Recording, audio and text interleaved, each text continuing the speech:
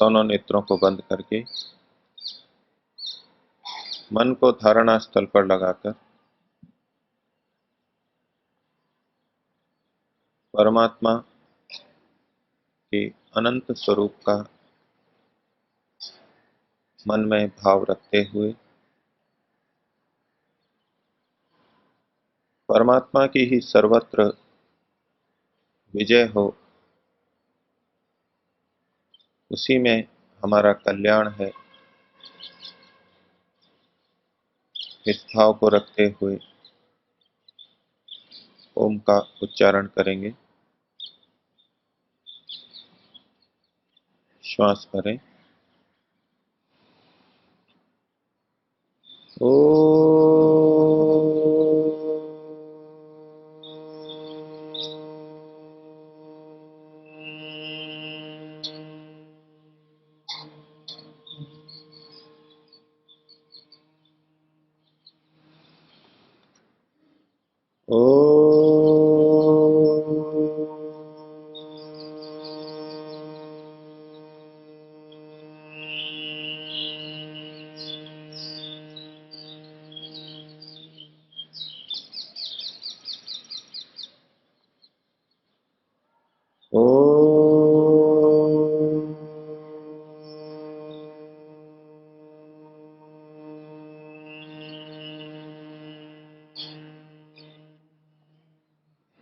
समुपस्थित धर्म प्रेमी सज्जनों, केनोपनिषद के चौथे खंड का प्रकरण चल रहा है, जिसमें एक कथा के माध्यम से केन ऋषि ने बताया कि परमात्मा की महिमा से ही ये सब चल रहा है और परमात्मा को ही हम सबसे बड़ा स्वीकार करें और परमात्मा की विजय में अपनी विजय समझें, परमात्मा के आदेशों के पालन में ही अपना कल्याण समझें। बस यही मुक्ति का, ईश्वर को प्राप्त करने का संक्षेप से उपाय है। और ऐसा करके इंद्र ने उस ब्रह्म को जाना। इसके आगे ऋषि ने बताया कि ब्रह्म को प्राप्त करके इंद्र आदि महिमा को प्राप्त हुए, उनकी प्रशंसा हुई, वो सबके अंदर बड़े हो गए। अब ईश्वर से संबंधित, ब्रह्म से संबंधित जो ज्ञान इन्होंने दिया, जो बात बताई, उसको समझा रहे हैं। चौथे खंड के चौथे श्लोक के अंदर ताकि तस्य एष आदेश, ये जो परमात्मा है उसका ये आदेश उपदेश है, उसका ये निर्देश है। परमात्मा के बारे में जो उपदेश दिया गया वो केवल इतना है, यदेतत् विद्युतो व्यद्युतत् आ इति। बस ये बिजली जैसे चमकी झपकी, बस इतना सा है। और यमी मिशत आ इति, और नेत्र की पलकें झपकी, और बस इतना सा है। यहां पर इस पंक्ति में ऋषि ने एक उदाहरण तो ऐसा लिया जो बहुत शक्तिशाली और बहुत बड़ा है, और एक उदाहरण ऐसा लिया जो बिल्कुल छोटा सा है। एक बड़ी क्रिया का वर्णन किया और एक छोटी क्रिया का वर्णन किया। ये जो बिजली चमकती है वो हमको यहां दिखने में बहुत छोटी सी लगती है, एक छोटी सी क्रिया प्रतीत होती है, लेकिन वास्तव में ये विद्युत बहुत बड़ी होती है और बहुत शक्तिशाली होती है। हम समाज में जिस विद्युत का प्रयोग करते हैं, अगर उसका शक्तिशाली तार जा रहा हो और उसके हम संपर्क में आ जाएं तो उसी समय भस्म हो जाए। लेकिन अंतरिक्ष में जो विद्युत चमकती है वो तो इससे भी बहुत अधिक शक्तिशाली होती है। वो विद्युत जब कभी गिर जाती है तो पेड़ के पेड़ को भस्मसात कर देती है, कुछ पता ही नहीं लगता। और ये विद्युत दिखने में हमको छोटी सी क्रिया लगती है, लेकिन इतनी सी देर में अंतरिक्ष के अंदर बहुत अधिक मात्रा में खाद बन जाती है। ये विद्युत की ऐसी क्रिया है जिससे वायुमंडल में स्थित नाइट्रोजन इस रूप में परिवर्तित हो जाता है कि फिर वो वृष्टि के साथ में, जल के साथ में बरसता है और खाद बरसती है। वैज्ञानिकों ने इसका एक अंदाजा, अनुमान किया कि एक बार अंतरिक्ष में, आकाश में बिजली चमकती है तो इतनी खाद बन जाती है जितनी कि रूस जैसे बड़े देश की खाद बनाने वाली जितनी फैक्ट्रियां हैं वो साल भर में जितना उत्पादन करती हैं उतनी खाद एक बार की बिजली चमकने से हो जाती है। अर्थात ये इतनी बड़ी क्रिया है, हम मनुष्य मिलकर के, हजारों व्यक्ति मिलकर के जितनी खाद पूरे साल भर में नहीं बना पाते उतनी इस क्रिया के द्वारा एक बार में बन जाती है। तो इस सृष्टि की एक बहुत बड़ी क्रिया को, जो कि केवल झपक मात्र है, उसकी तरफ संकेत करते हुए कह रहे हैं। तो एक तो बड़ी क्रिया का उदाहरण दिया और दूसरी क्रिया इन्होंने पलक झपकने की बताई। महर्षि दयानंद ने सत्यार्थ प्रकाश में जब ये प्रकरण चलाया कि कोई भी क्रिया बिना चेतन की इच्छा के नहीं होती है, हमारी सारी क्रियाएं हमारी इच्छा से होती हैं, तो वहां उन्होंने एक छोटी सी क्रिया के उदाहरण के रूप में नेत्रों का झपकना भी बताया और कहा कि नेत्रों का झपकना भी बिना इच्छा के नहीं होता, उसमें भी हमारी इच्छा काम करती है। जबकि हमें प्रतीत होता है कि नेत्र तो अपने आप ही झपक रहे हैं, प्रति मिनट, प्रति घंटा न जाने कितनी बार ये झपकते हैं, और हम तो बिना इच्छा के ऐसे ही आंखें झपकते रहते हैं। तो ये नेत्रों का झपकना एक छोटी क्रिया के रूप में प्रस्तुत किया जाता है।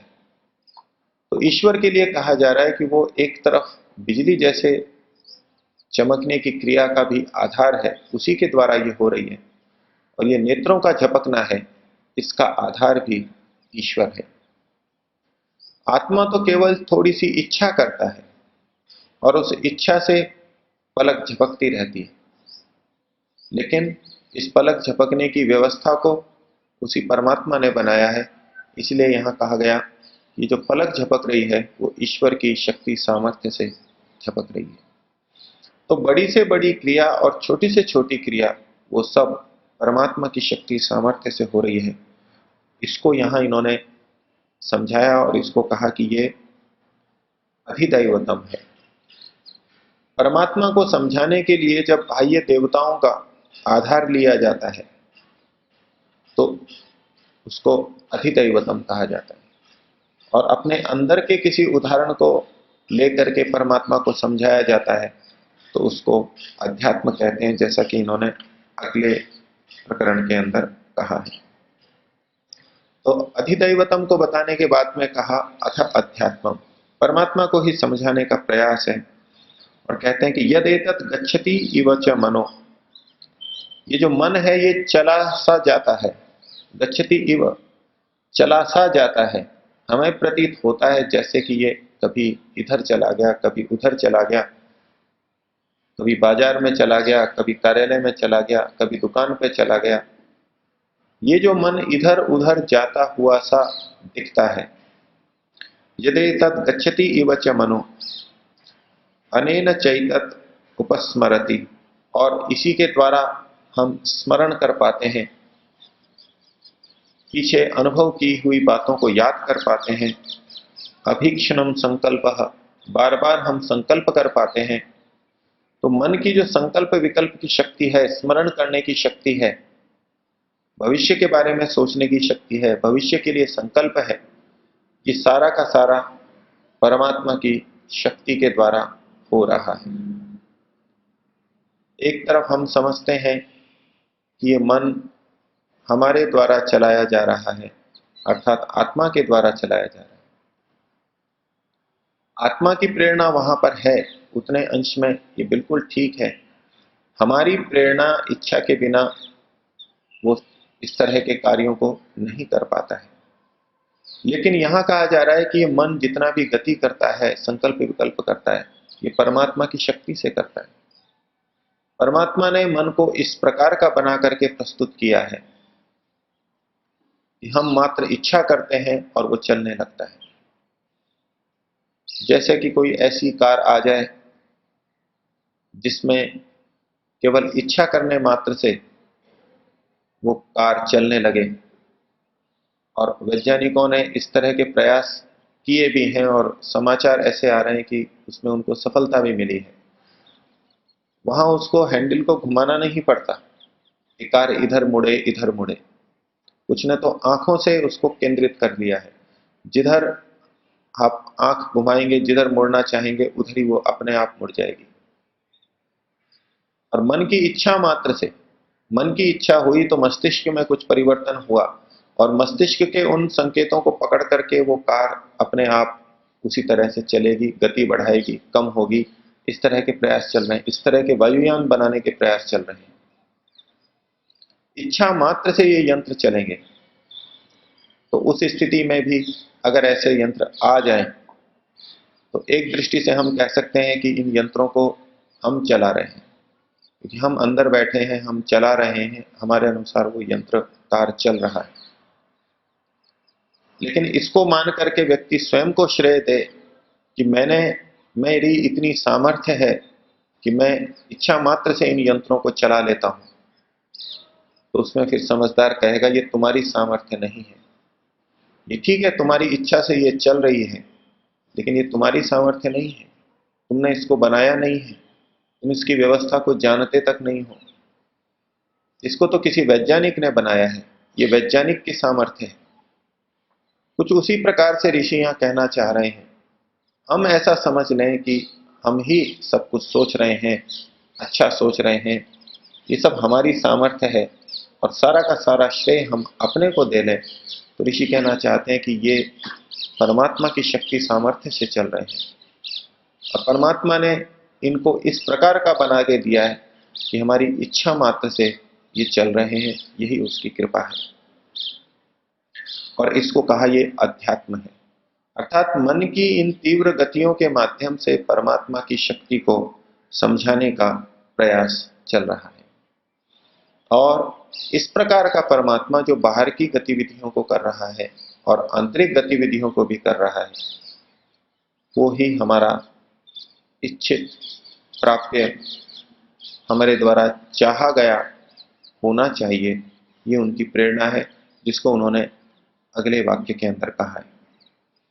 वो कहते हैं तद्ध तद्वनम नाम, वही निश्चय से, तद्वनम नाम, इसका तद्वन नाम है। वन वनोति कांति कर्मा, निघंटु के अंदर वन इस धातु को इच्छा अर्थ के अंदर कहा गया है, चाहने अर्थ के अंदर कहा गया है। जिसको हम चाहते हैं, जो हमारा सबसे अधिक चाहा जाने योग्य है, वो परमात्मा वन है। एक वन शब्द हम जंगल के लिए भी प्रयोग करते हैं, यहाँ परमात्मा के लिए वन शब्द का प्रयोग किया गया कि हम परमात्मा को वन के रूप में पुकारें, उसको वन के रूप में उसकी उपासना करें। तत्वनम इति उपासितव्यम, वो वन है, चाहा जाने योग्य है, इस प्रकार से उसकी उपासना करें। हमारे मन में इस प्रकार का भाव बैठ जाए कि परमात्मा ही सबसे अधिक प्रिय है, सबसे अधिक चाहा जाने योग्य है, इस तरह की उपासना हमारे को करनी चाहिए। और इसका परिणाम क्या निकलेगा? तो कहते हैं स य एतत् एवं वेद, जो इस प्रकार से जान लेता है, जान लेता है अर्थात मान लेता है, उस तरह से परमात्मा को वन के रूप में, सबसे ज्यादा प्रिय के रूप में चाहने लगता है, उसकी उपासना करने लगता है।